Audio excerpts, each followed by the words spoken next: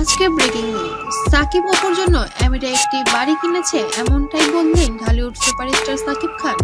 এবং সেখানেই স্থায়ী ঠিকানা হতে যাচ্ছে এই দম্পতি। তবে বিগত দিনে তাদের অনেক বেশি জল্পনা কল্পনার জীবনযাপন থাকলেও এখন যেন সব জীবনই যেন বাস্তবে রূপদান করছে, শুধুমাত্র সন্তানের দিকে তাকিয়ে।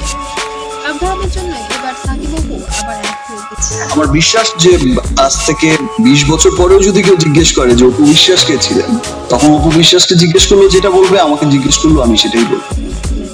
এবং একই সঙ্গে সংসার করছে এবং একই ছাদের নিচে বসবাস করছে এবার সাকিব খান নিজে। একটি টিভি প্রোগ্রামে তাকে প্রশ্ন করা হয়েছিল আপনার বর্তমান স্ত্রীকে, এক বাক্যে উত্তর দিয়ে দেন ঢালিউড সুপারস্টার সাকিব খান, অপু ছাড়া কখনো আমার স্ত্রী বলতে কেউ ছিল না। বুবলি সে তো আমার অতীত, ও শুধুই মাত্র আমার সন্তানের মা, আমি কখনো তাকে বিয়ে পর্যন্ত করিনি।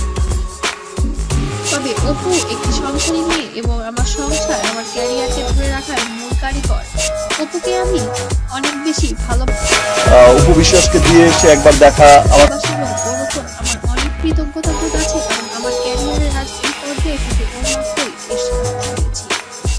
বিচ্ছেদের 6 বছর পরে এসে সাকিবের সঙ্গে পুনরায় সম্পর্ক শুরু করেছিলেন চিত্রনায়ক অপু বিশ্বাস।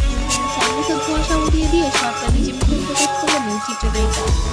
বুবলি যখন তার শক্ত প্রতিযোগিতা হয়ে মাঠে নামলেও ঠিক সেই মুহূর্তে এসে হাটে হাড়ি পড়লেন অপু বিশ্বাস ও সাকিব খান। তাহলে কি কবে থেকে শুরু হচ্ছে সম্পর্কের নতুন অধ্যায়? এবার 2025 সালেই হতে যাচ্ছে তাদের নতুন অধ্যায় এবং ভাগ্য পিটিয়ে যেন আবার ঘরে উঠে পড়েছেন ঢালিউড কুইন অপু বিশ্বাস।